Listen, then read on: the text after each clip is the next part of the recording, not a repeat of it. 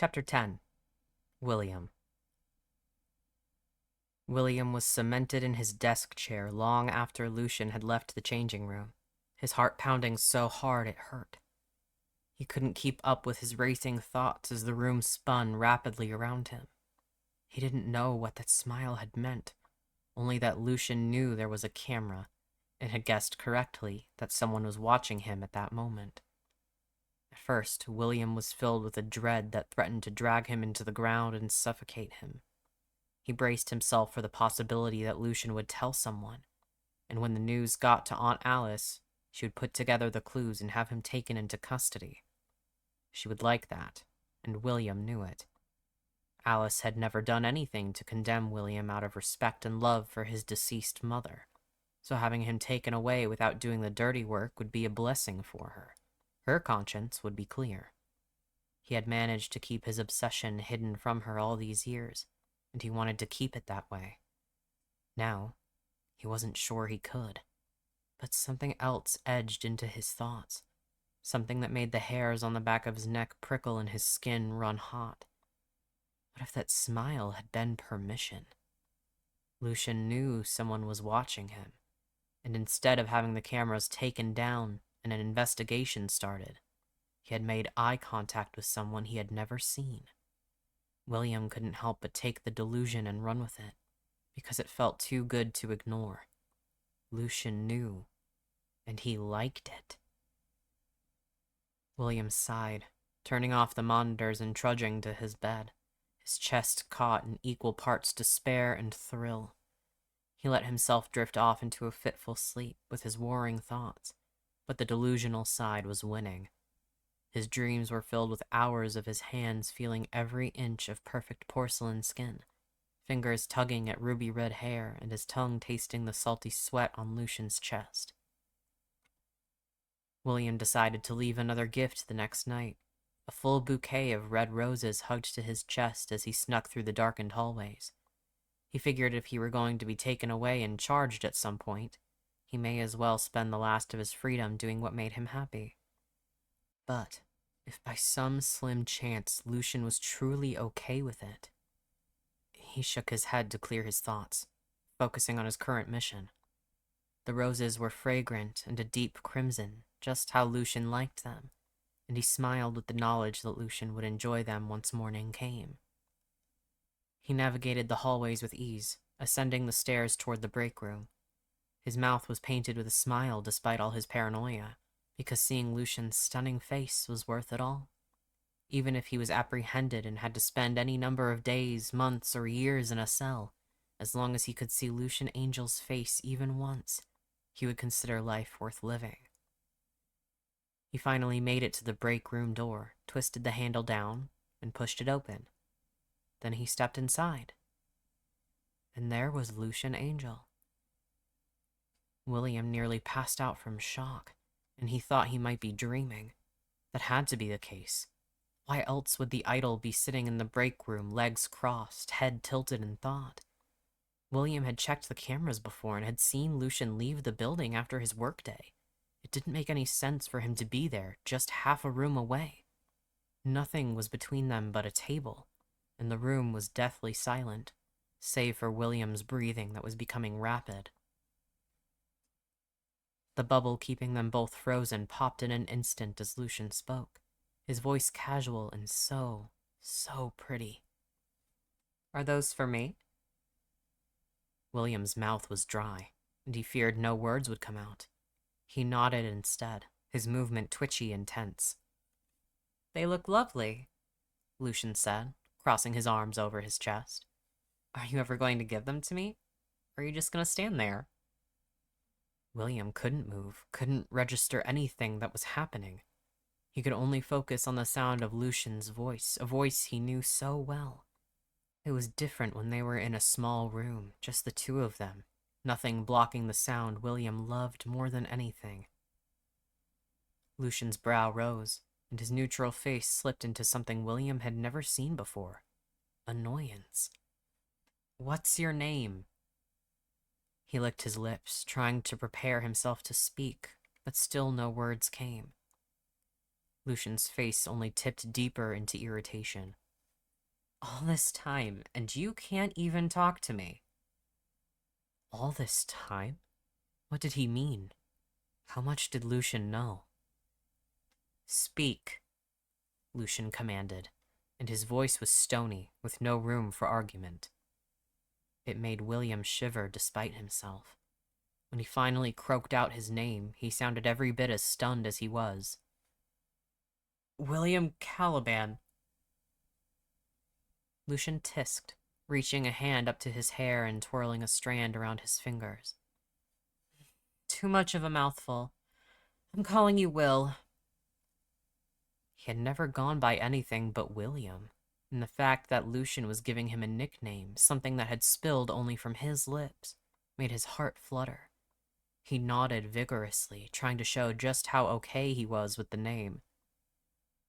Lucien's vexation faded enough that a pleased smile crossed his lips, and Will was completely at the mercy of that gorgeous face.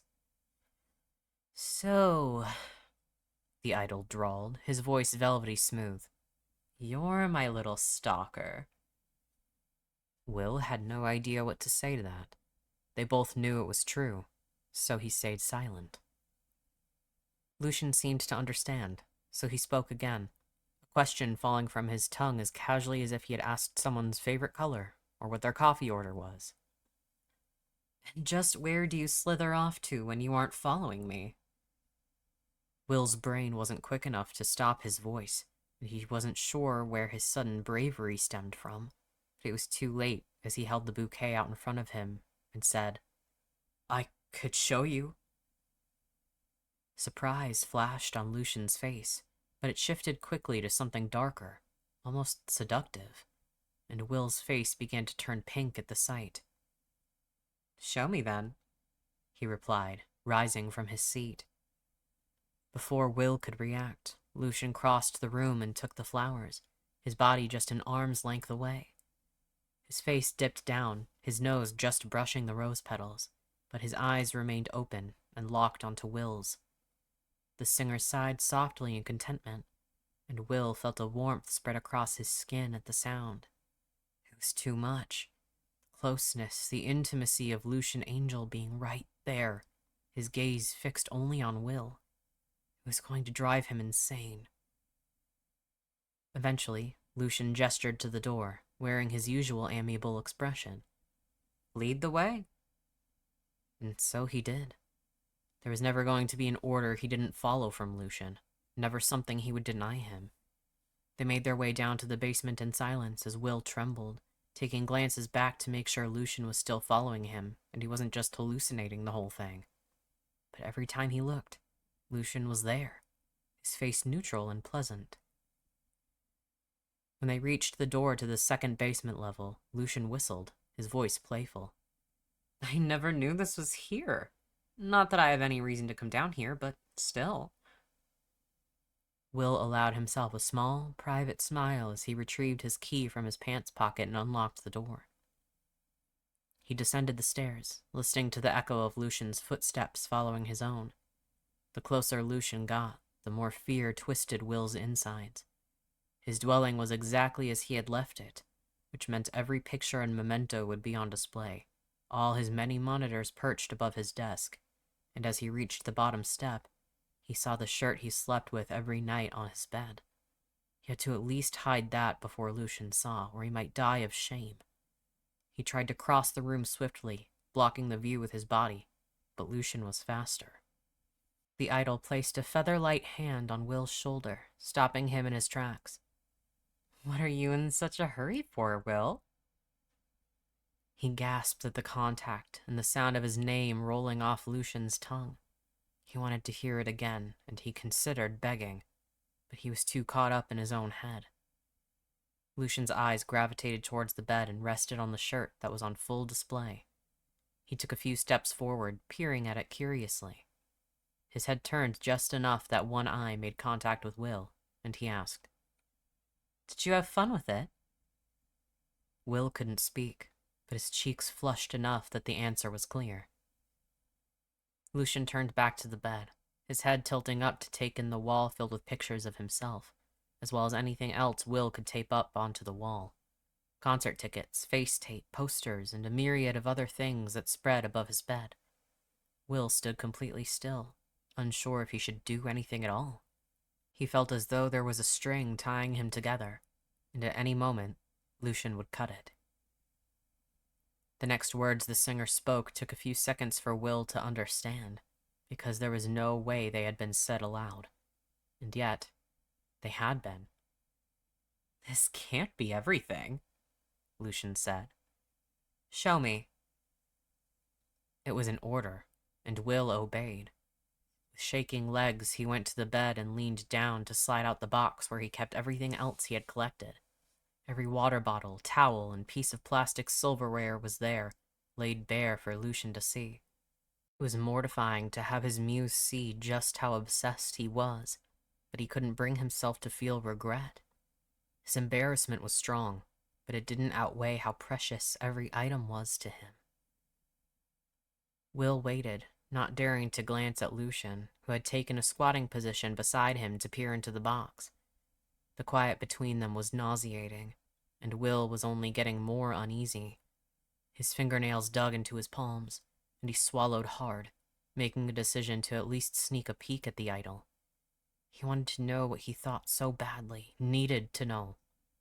His head turned just slightly, and he froze in place once he looked at Lucien. The idol was smiling, but it was wholly different from anything Will had seen before.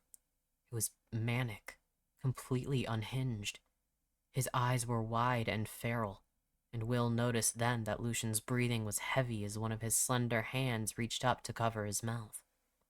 Will couldn't believe what he was seeing, because instead of any rational reaction, Lucien instead looked exhilarated. He was stifling a laugh that bubbled up in his throat, and his words filled the space with a charged energy Will had never experienced before. "You like me this much?" If only he knew the extent of Will's devotion. He couldn't put it into adequate words. There were none that would capture all his feelings. He still managed to respond, his voice just above a whisper. "More. More than you know." Lucien turned to face Will, and his breath caught in his throat at the sight. Lucien looked borderline deranged, as if one wrong move would set him off. Will was frozen in pure shock, but more than that, he was intoxicated.